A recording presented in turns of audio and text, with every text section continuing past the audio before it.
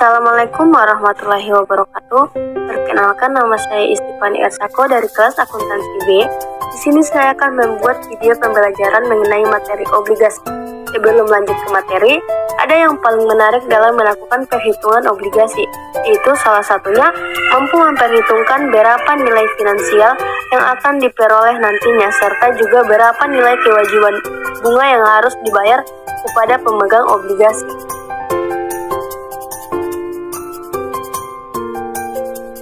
Definisi obligasi.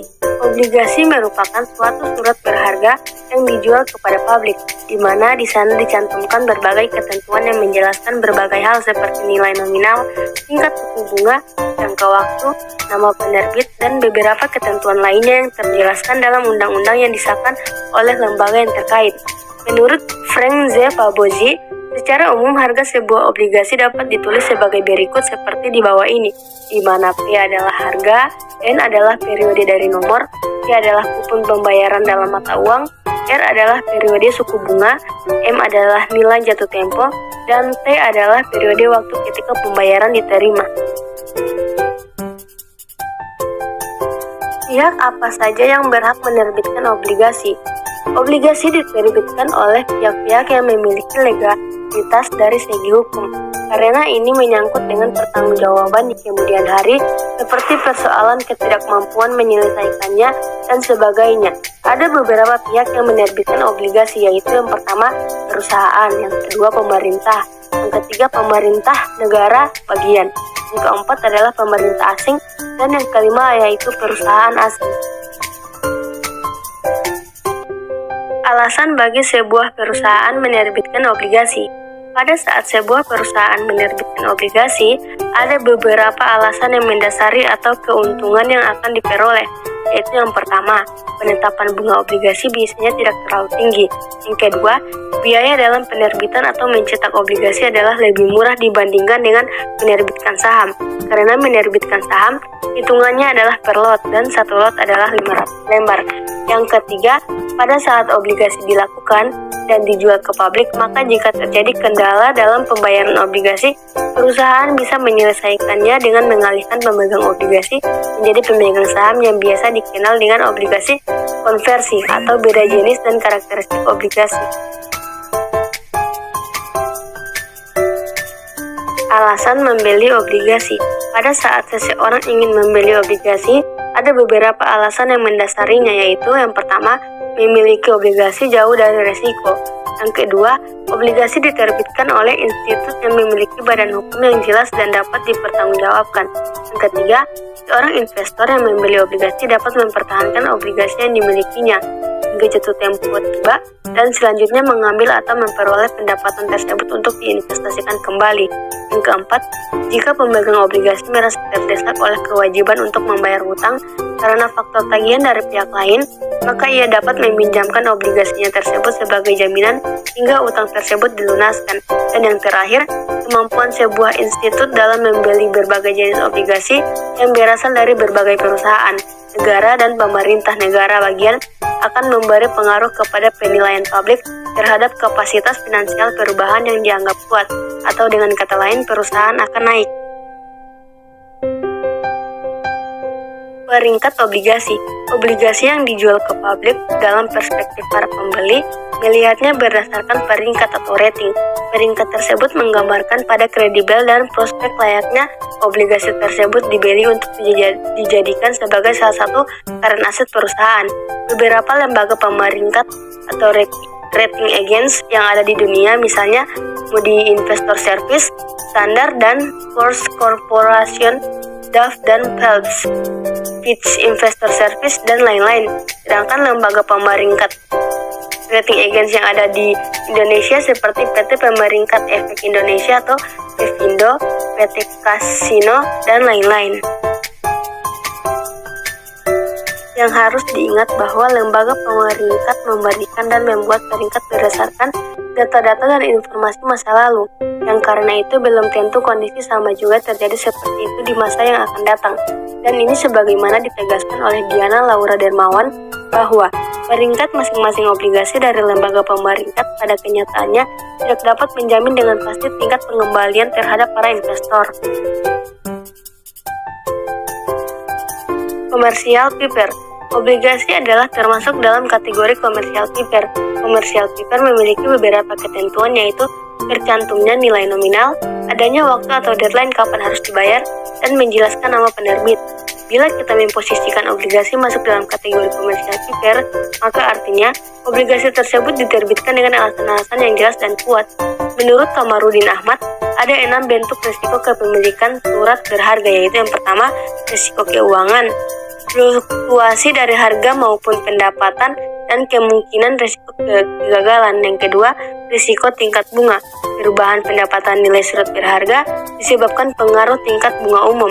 Yang ketiga, risiko daya beli. Tingkat inflasi yang menyebabkan modal awal dan keuntungan menurun.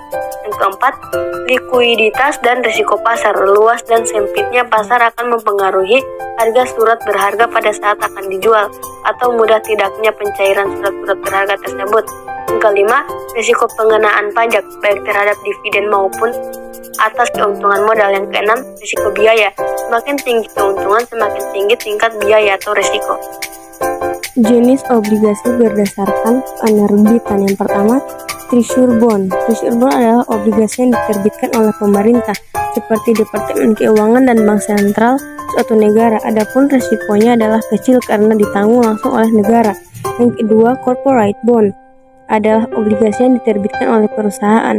Obligasi jenis ini mengandung berbagai macam permasalahan, seperti risiko yang harus ditanggung oleh pihak pemegang obligasi jika ternyata perusahaan tersebut mengalami risk default dengan sebab-sebab tertentu. Municipal Bond adalah obligasi yang diterbitkan oleh pemerintah negara bagian, dan biasanya pemegang obligasi ini dibebaskan dari pajak. Adapun risikonya adalah sama-sama memiliki risiko namun lebih rendah dari risiko pemegang obligasi perusahaan. Foreign Bond adalah obligasi yang diterbitkan oleh negara asing, dan salah satu risikonya adalah risiko dalam bentuk foreign currency. Risiko lain adalah jika terjadi pada risiko gagal bayar. Suku bunga dan jangka waktu obligasi. Suku bunga dan jangka waktu obligasi memiliki keterkaitan dalam memberikan ketetapan. Untuk ini ada 2 bentuk keputusan yang biasa berlaku atau diterapkan oleh pemerintah dan perusahaan, yaitu obligasi dengan jangka waktu pendek atau short term memiliki suku bunga yang lebih rendah daripada obligasi yang jangka panjang. Contohnya, pada tanggal 26 Februari 2009, misalnya pemerintah menerbitkan obligasi dengan tenor 5 dan 10 tahun. Untuk tenor 5 tahun telah diserap pasar senilai $1 miliar Amerika Serikat dengan yield atau bunga 10,5%. Sedangkan untuk tenor 10 tahun diserap pasar $2 miliar Amerika Serikat dengan yield lebih tinggi, yaitu 11,75%. Nah, untuk memahami ini secara lebih dalam, ada 3 alasan mengapa suku bunga obligasi dengan tenor 5 hingga 10 tahun berbeda suku bunganya, yaitu yang pertama, obligasi adalah surat utang, dan dalam konsep utang semakin lama jangka waktunya, semakin tinggi suku bunga yang biasanya ditetapkan. Yang kedua, konsep timeline atau garis waktu yang terus bergerak ke depan, yaitu melihat pada penggunaan uang semakin cepat digunakan semakin baik karena semakin cepat bisa di-turnoverkan. Dan yang ketiga itu konsep inflasi, bahwa inflasi itu sifatnya struktural dan terus naik dari waktu ke waktu, sementara inflasi adalah menurunnya nilai uang dan naiknya harga barang. Maka artinya nilai mata uang semakin lama semakin menjadi menurun.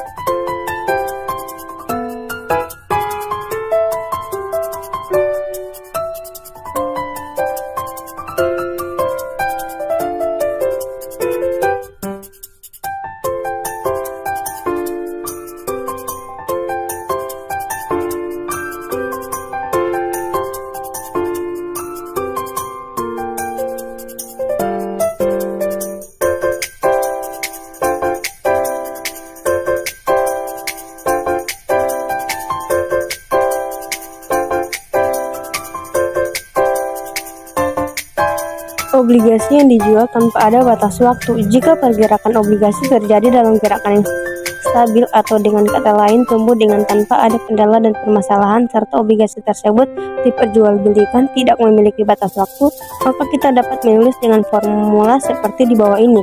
di mana OTB sama dengan obligasi tanpa batas waktu, G adalah nilai obligasi, dan R adalah tingkat keuntungan yang diharapkan dengan penetapan suku bunga yang ditentukan. Tingkat bunga obligasi. Berbeda-bedanya tingkat bunga obligasi sangat tergantung pada dua hal, yaitu waktu jatuh temponya suatu obligasi. Yang mempunyai waktu jatuh tempo yang berbeda akan mempunyai kepekaan yield obligasi yang berbeda pula. Yang kedua, premi risiko obligasi. Premi risiko obligasi terkait dengan premi yang diminta oleh peminjam sebagai kompensasi atas risiko obligasi yang ditanggungnya. Selanjutnya itu spot interest rate adalah merupakan tingkat bunga dari obligasi yang hanya mempunyai satu arus kas bagi pembeli obligasi tersebut. Obligasi dengan satu arus kas seperti ini sering disebut juga dengan zero coupon bond dan pure discount bond. Yield dan current yield. Yield merupakan hasil yang diperoleh dari menginvestasikan sejumlah dana pada suatu obligasi. Nominal yield merupakan tingkat bunga kupon dari suatu obligasi. Contoh, PT Hayam Wuruk Perkasa menerbitkan obligasi tingkat suku bunga adalah 12,5% per tahun. Maka artinya nominal yield obligasi tersebut adalah 12,5%.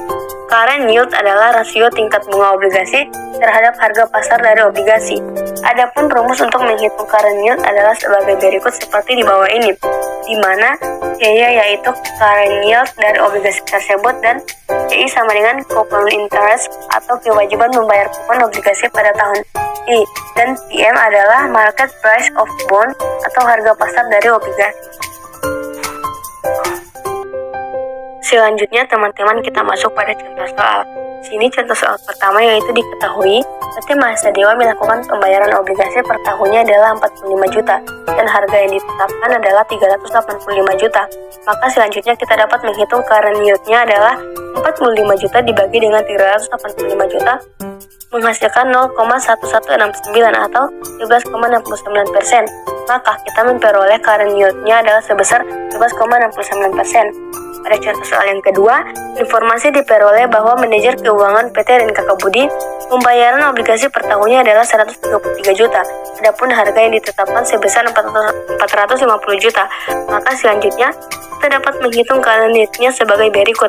133 juta dibagi dengan 450 juta adalah 0,30 atau 30%. Maka hasil current yield-nya adalah sebesar 0,30 atau 30%.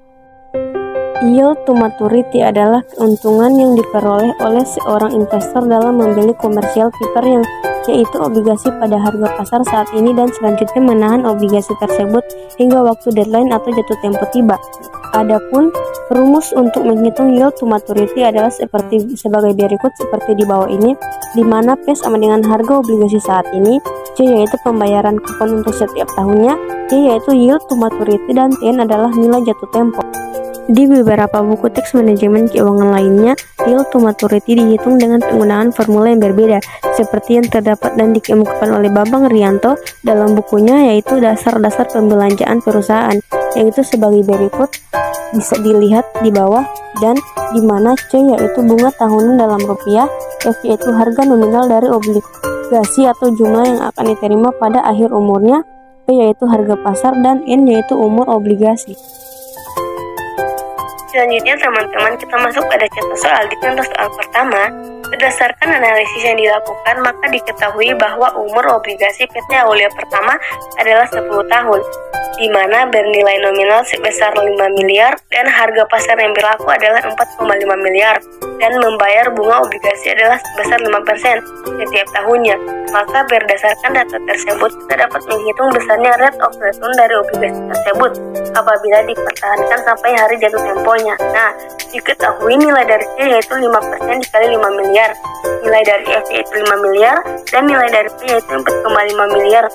Selanjutnya nilai dari N yaitu 10, maka 5% dikali 5 miliar ditambah 5 miliar dikurang dengan 4,5 miliar per 10 per 4,5 miliar ditambah 5 miliar per 2 hingga menghasilkan 0,06358 atau 6,3158%. Nah, pada contoh soal yang kedua, seorang manajer pada PT Serikat Mulia melakukan analisis terhadap sebuah obligasi yang diketahui umur dari obligasi tersebut adalah 15 tahun dengan nilai nominalnya 25 miliar dan harga pasar yang berlaku adalah 24,5 miliar.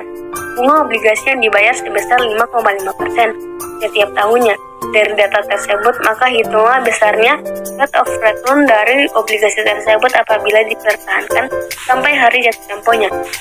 Cara pengerjaannya masih sama seperti contoh soal pertama. Kita menggunakan rumus Y tambah F kurang P per N per P tambah F per 2. Maka 5,5% dikali 25 miliar ditambah 25 miliar dikurang 24,5 miliar per 15 per 24,5 miliar ditambah 25 miliar per 2 hingga menghasilkan 0,05690 atau 5,690%. Nah, cukup sekian. Itulah sedikit penjelasan dari saya mengenai materi obligasi. Jika ada kesalahan dan kekurangan mohon dimaafkan. Wabillahi taufiq wal hidayah. Wassalamualaikum warahmatullahi wabarakatuh. Dan saya ucapkan terima kasih atas perhatiannya.